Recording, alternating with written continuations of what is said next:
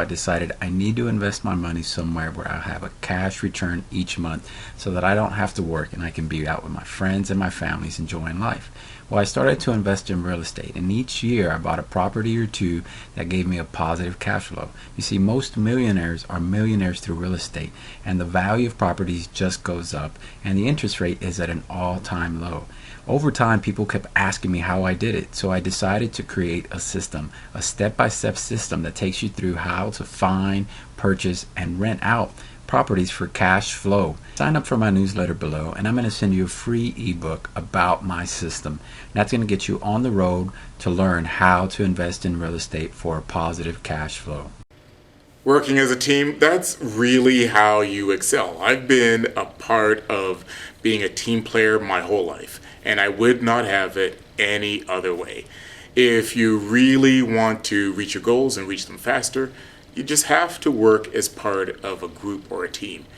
Be it one like Austin's or another, you have to get in one. And working with a team is the only way to reach your big goal. One of them for us, Hamilton's another, and Barry's another. And that's really what it boils down to, is if all the numbers are the same, then we start looking at what do the municipal laws look like. And it does have a big impact on where we decide to go with our money. So it does take money back out of the economy, which is what everybody needs in order to keep it growing, keep it flourishing. So it's important on that side of things. Now I know there's enough landlords here, and I don't know how experienced everybody is. But what I want to drive home is we all, I think, take the position that this is unfair for landlords, and not only landlords, but everybody else. But I guess I want to touch a little more on what we can do as landlords to try to prevent ourselves and protect ourselves, even though these laws are in place. We're doing what we can to fight them. But between now and then, until they get changed, we have to ensure that we're doing the right things as landlords. We're putting in the good tenants, and that the bad ones get weeded out and they get reported on. I know the president from Rama mentioned that in regards to being able to put a report on a tenant's credit. That's a very important thing. So in our business, and we do this full time, I've been investing for more than 5 years, but one of the major points is this tenant selection. And you have to have a good rental application for them to fill out before you put them into your units.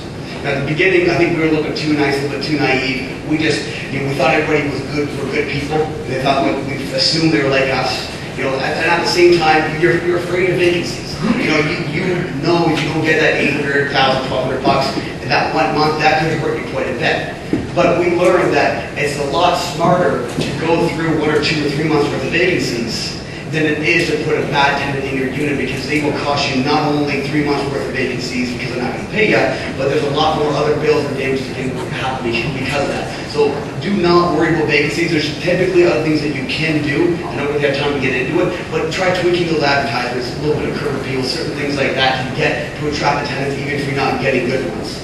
Of course, credit checks are a must. So when you have the application, make them ensure that you can get the credit check done, have them sign it. And also within the application, I put 25 of them at the back, just if anybody wants to get them. I use rentcheckcorp.com. And you can put a report on their credit. So we always do that before we take them to collections. So once you put a report on credit, that's kind of one of the things that you can threaten them with. And Rent Check Corp is a big, large corporation where it has a big database of people. So if somebody does that to me and they don't pay me that water bill or whatever the case may be, I'm going to go on there and put a report on their credit immediately. That's before you go on